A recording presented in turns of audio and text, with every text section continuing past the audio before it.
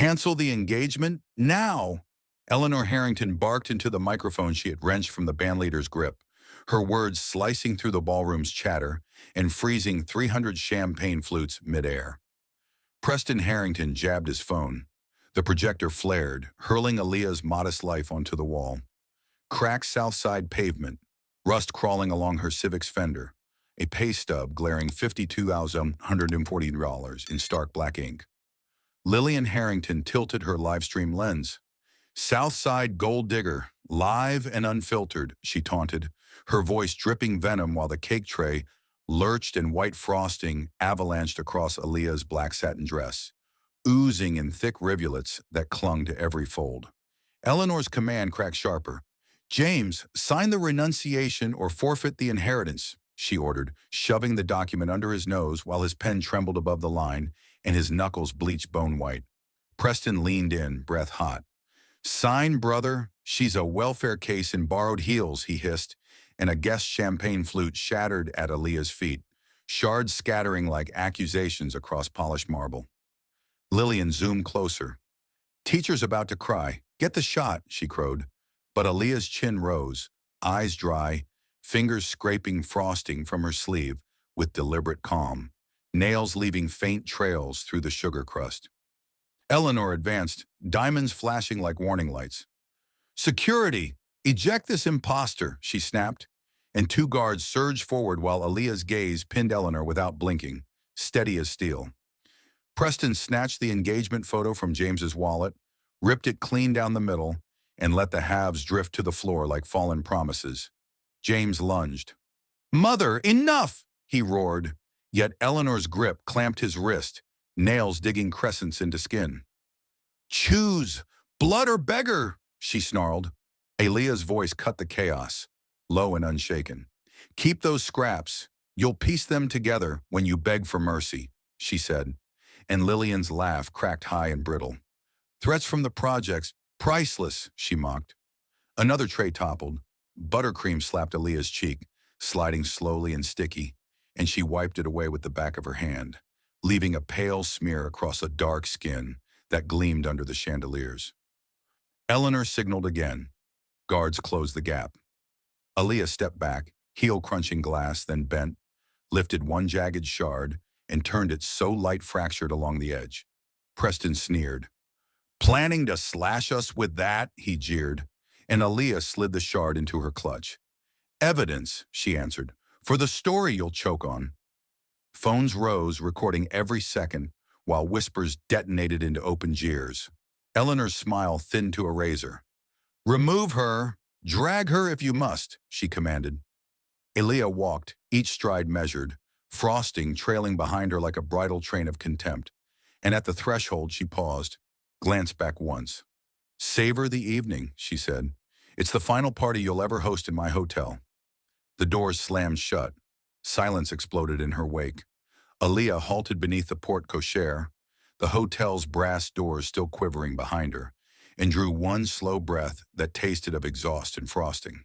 She lifted her chin, wiped the last smear of buttercream from her jaw with the heel of her palm, then pressed the stain into the hem of her dress until the satin drank the sugar like blood.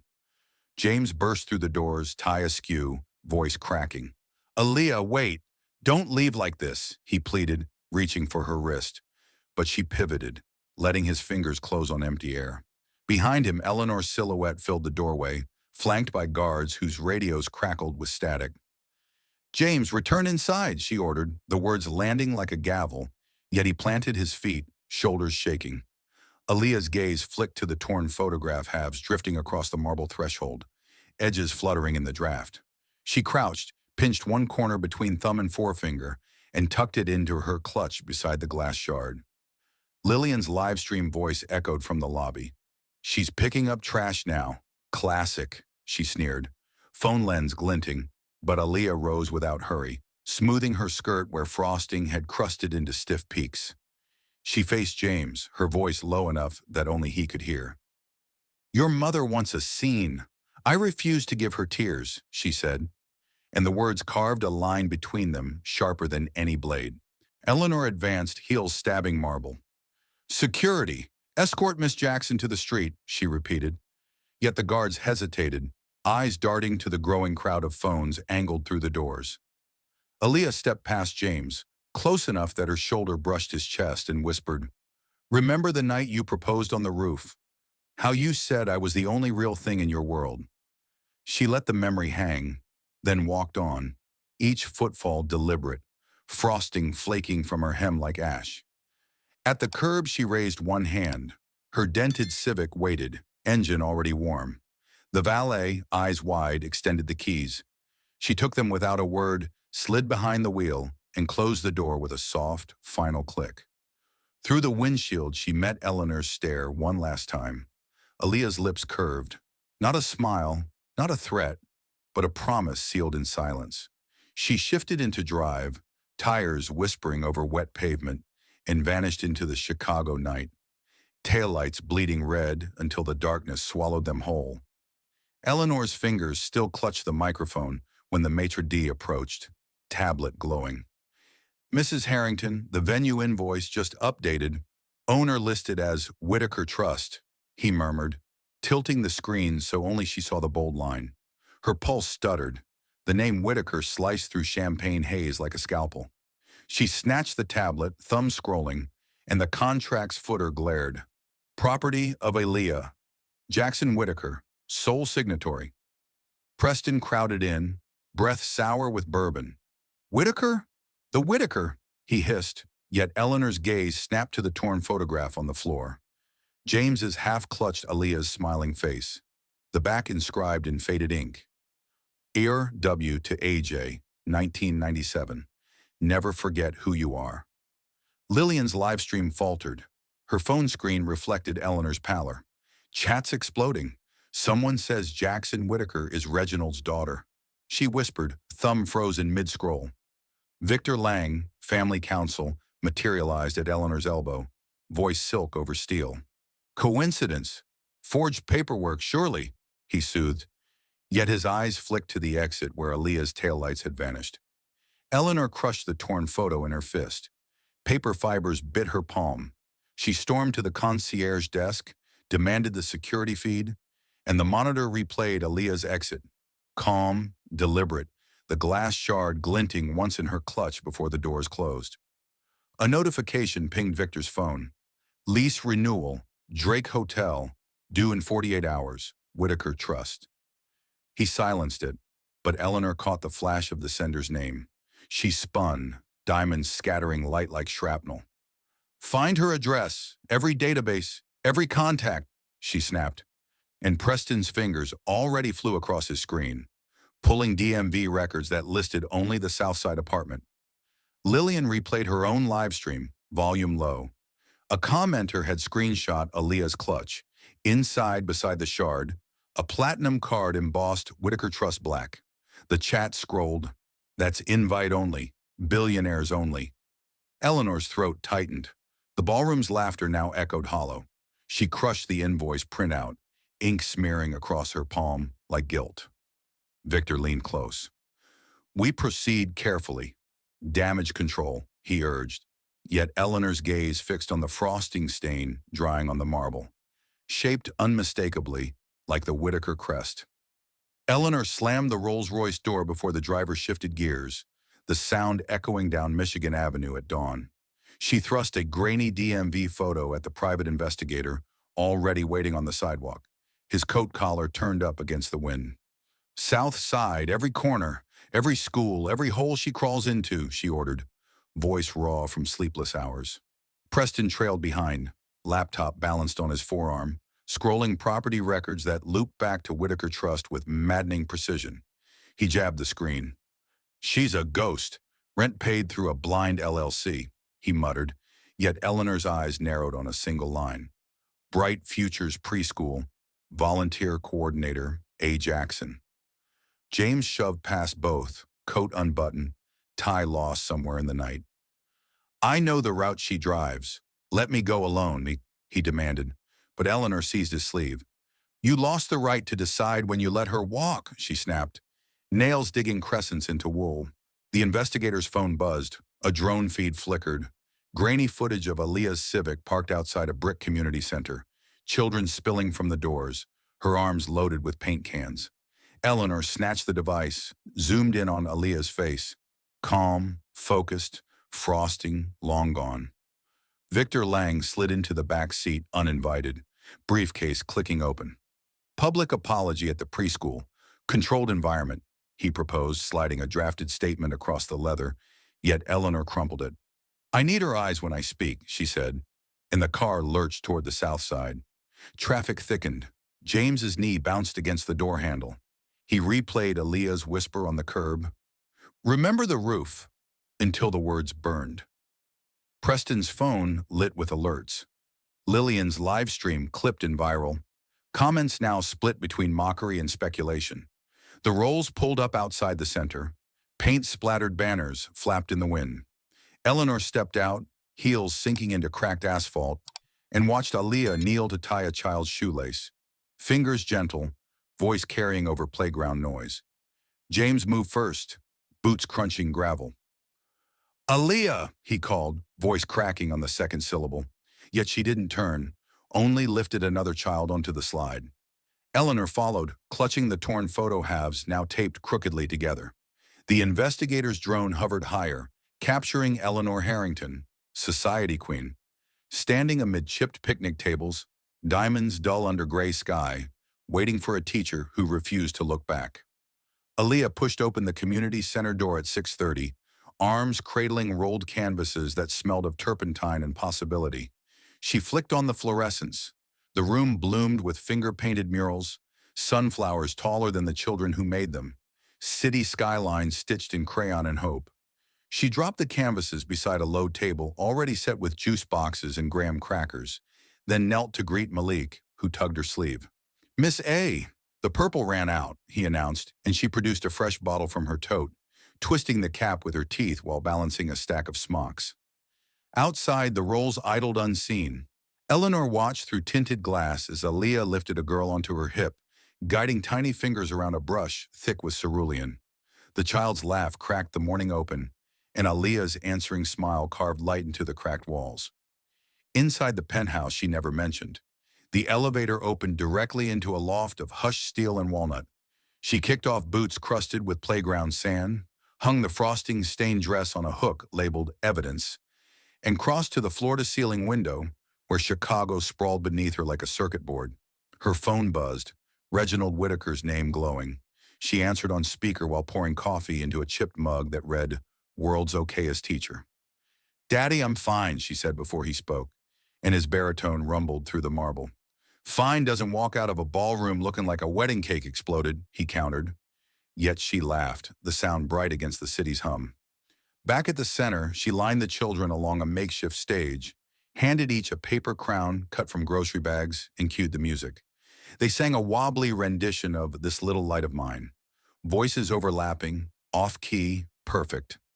Aaliyah conducted with a paintbrush, eyes shining, frosting, long forgotten. James stood at the chain-link fence, fingers curled through cold metal, watching her lift the smallest singer for the final note. Eleanor remained in the car, clutching the taped photo, the Whitaker crest on the coffee mug now burned into memory. Aaliyah glanced toward the fence once, met James's gaze, then turned back to the children, clapping in rhythm while the song dissolved into giggles, and the morning sun climbed higher over the south side. Aaliyah wiped blue paint from her fingers onto a rag already stiff with yesterday's colors, then stepped through the community center doorway, where Eleanor waited on the cracked stoop, diamonds dulled by playground dust. James hovered 2 paces behind, hands buried in coat pockets, breath fogging the February air. Eleanor extended the taped-together photograph. The crease bisected Aaliyah's smile like a scar. I was wrong, she said, voice stripped of ballroom command, and the words landed heavy between them. Aaliyah accepted the photo, thumb tracing the tear, then tucked it into her apron pocket without softening. Wrong costs more than word, she answered, turning back to the children who now pressed against her legs like magnets. James stepped forward, boots crunching salt. Let me fix this. Anything, he urged, yet Aaliyah's gaze flicked to Eleanor alone. 3 months, she said. Here. No salary. You scrub paint, tie your shoes, and read stories. Prove you see children before balance sheets. Eleanor's spine stiffened. but the preschool door swung wider. Malik tugged her sleeve. "Miss Eleanor, you gonna be my helper?" he asked, and the question pinned her harder than any boardroom glare. She knelt, silk skirt pooling on concrete, and nodded once. "I will," she answered, the promise scraping her throat raw. Inside, Aaliyah handed Eleanor a smock the color of caution tape, then bent to retrieve a dropped contract page that had fluttered from her tote.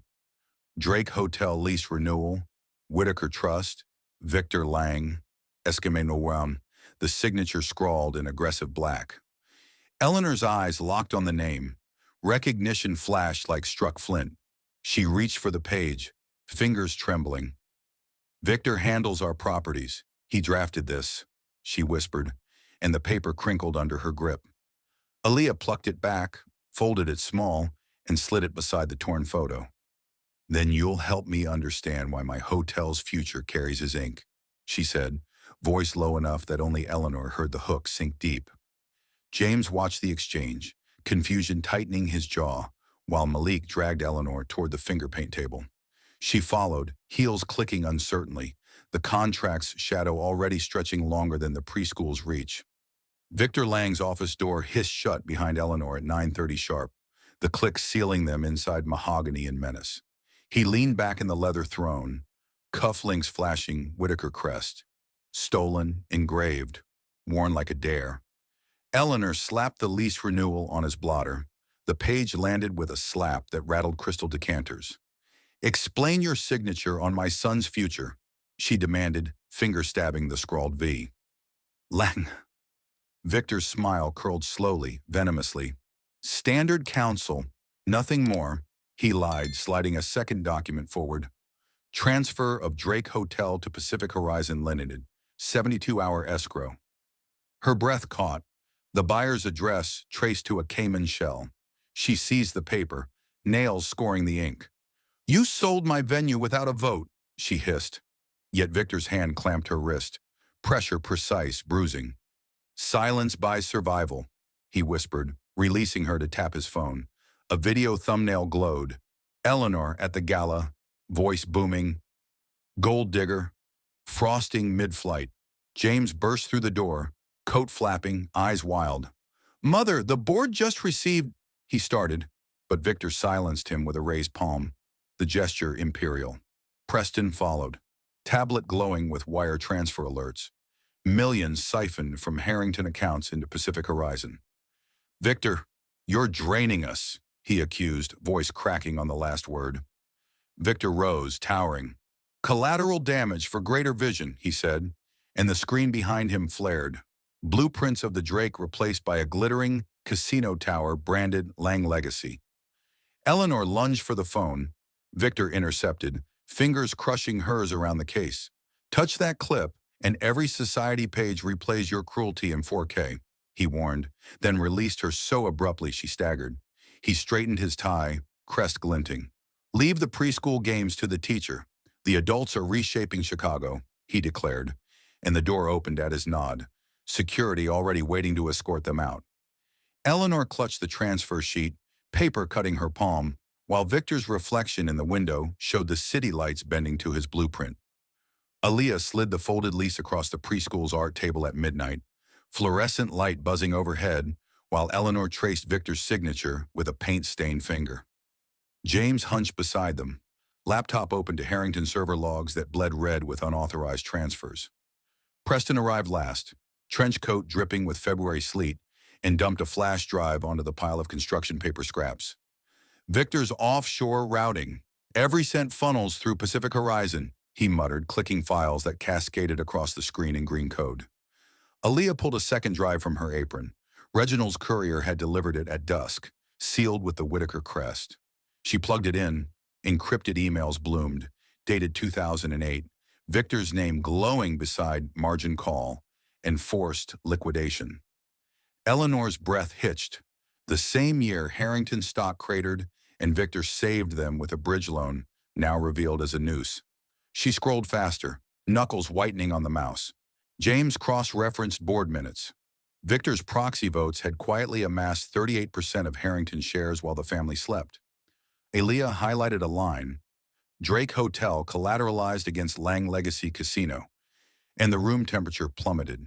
They moved to the community center basement, flashlights carving tunnels through dusty file boxes labeled Whitaker Trust, closed. Aaliyah pried one open. Inside lay the original Drake deed, her childish signature scrawled beside Reginald's in purple crayon. Aaliyah Jackson Whitaker, age 7, future owner.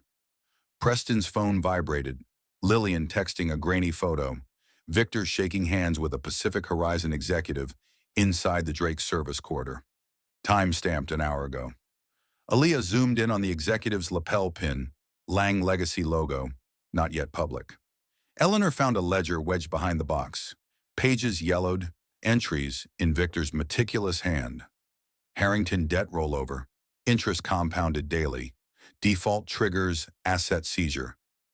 She read aloud, voice trembling, each line a coffin nail. James copied everything to a new encrypted cloud, fingers flying, while Aaliyah taped the crayon deed above the table like a battle standard. They worked in silence, broken only by the hum of the furnace and the soft click of evidence stacking higher than the children's block towers upstairs.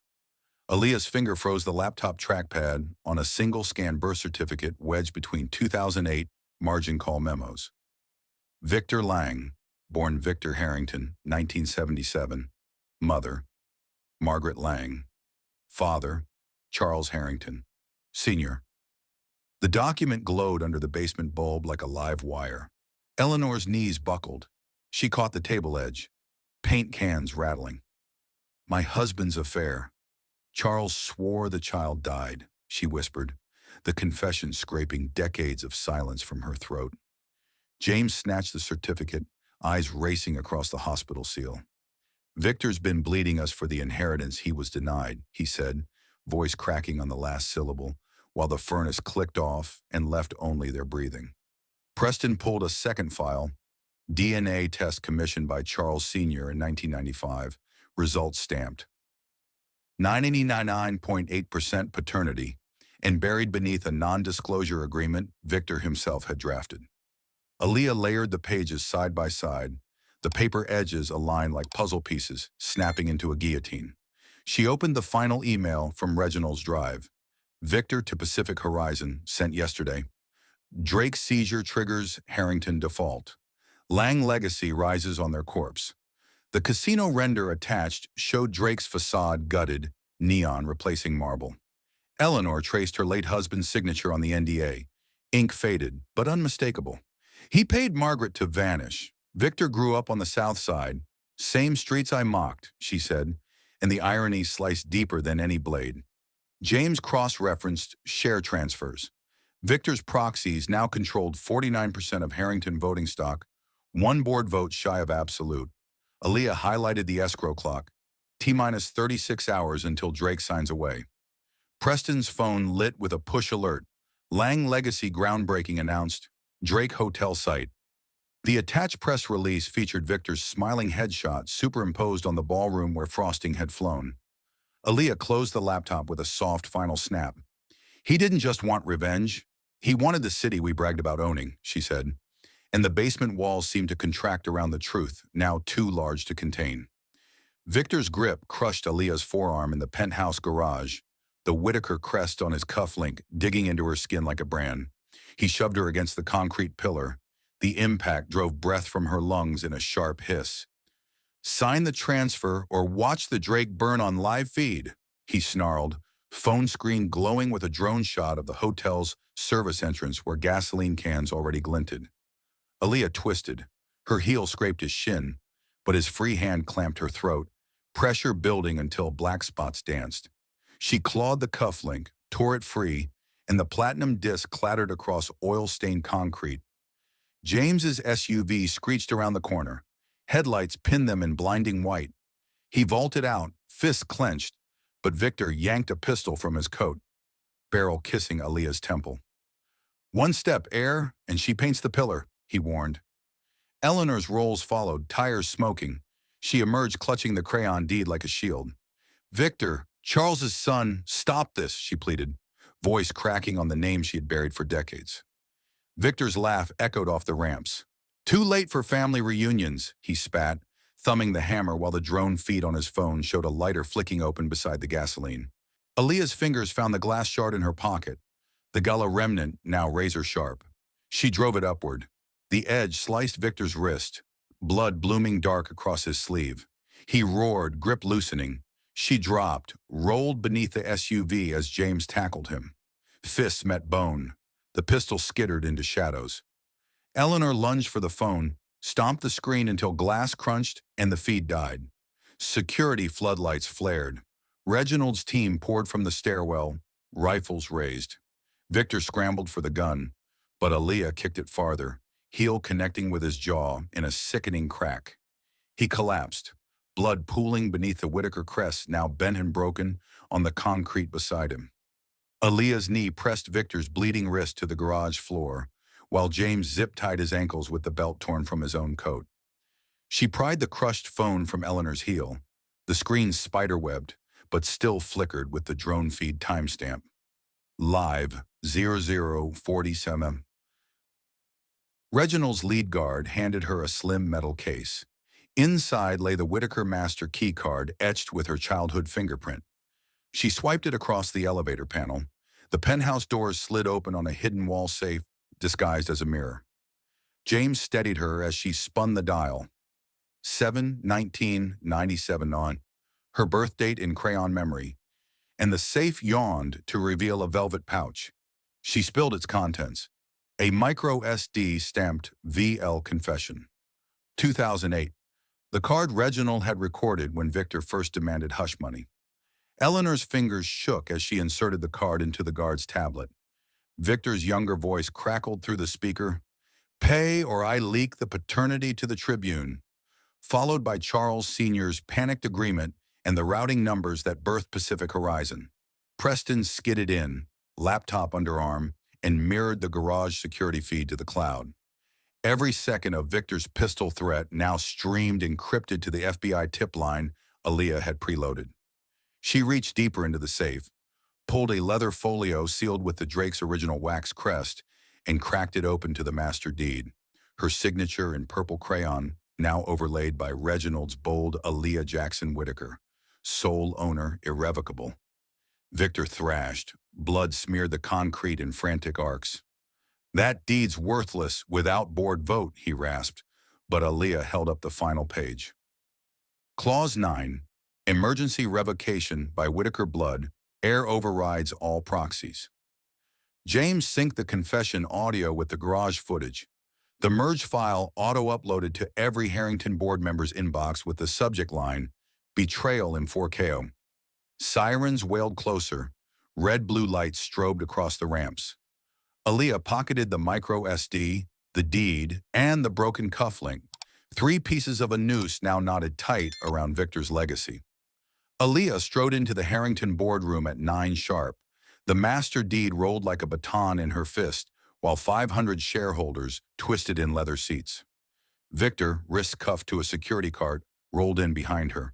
Blood crusted the sleeve where the glass shard had kissed him. She slapped the deed onto the mahogany table. The crayon signature flared beneath the projector beam. "Drake Hotel remains Whitaker property. Clause 9 invoked," she declared, voice slicing the stunned silence. James triggered the wall screen. The merged garage footage exploded. Victor's pistol at her temple, his confession audio layered beneath in damning stereo. Gasps rippled. Phones dropped to carpets. Eleanor rose, smock still paint-flecked from preschool duty, and slid the micro SD across the table. "Victor Harrington, my husband's son, engineered every transfer," she said, each word a stone dropped into still water. Preston cued the Pacific Horizon wire trail. Millions arrowed from Harrington accounts into the Cayman shell, now frozen by FBI holds. Shareholders lunged for briefcases, but Aaliyah raised the broken cufflink. Whitaker crest bent into a question mark. "Proxy votes revoked. 49% nullified," she announced, and the voting tablets locked with a synchronized chime. Victor lunged. Cuffs rattled, but guards pinned him as the screen flashed. "Lang legacy canceled." She turned to the room, eyes sweeping every face that had laughed at the frosting. "Harrington Enterprises now operates under Whitaker oversight. Effective immediately, she said, and the gavel she borrowed from the chairman cracked like thunder. Victor's roar dissolved into the shuffle of security boots. The doors swung shut on his empire's corpse. Aaliyah rolled the deed tight, slipped it into her apron pocket beside the torn photograph, now mended with clear tape, and the room exhaled as one. Victor's orange jumpsuit scraped the courthouse steps as federal marshals shoved him past flashing cameras. The cuffs that once bound Aaliyah now locked his wrists in steel symmetry. The judge's gavel cracked. 15 years, 2.1 billion restitution, and the sentence echoed through marble corridors already scrubbed of Lang legacy banners. Eleanor stood at the prosecution table, paint still ground into her cuticles from preschool mornings. She signed the consent decree that stripped Harrington board control and installed Whitaker trustees until every embezzled dollar returned. Preston handed over the Pacific Horizon dissolution papers. The Cayman shell collapsed with a stroke of his pen, assets frozen and redirected into an escrow labeled Southside Recovery. James surrendered his corner office keycard. The magnetic strip snapped under Aaliyah's heel, the pieces skittering across the courthouse floor like discarded crowns. Outside, news vans swarmed. Aaliyah faced the microphones, voice steady.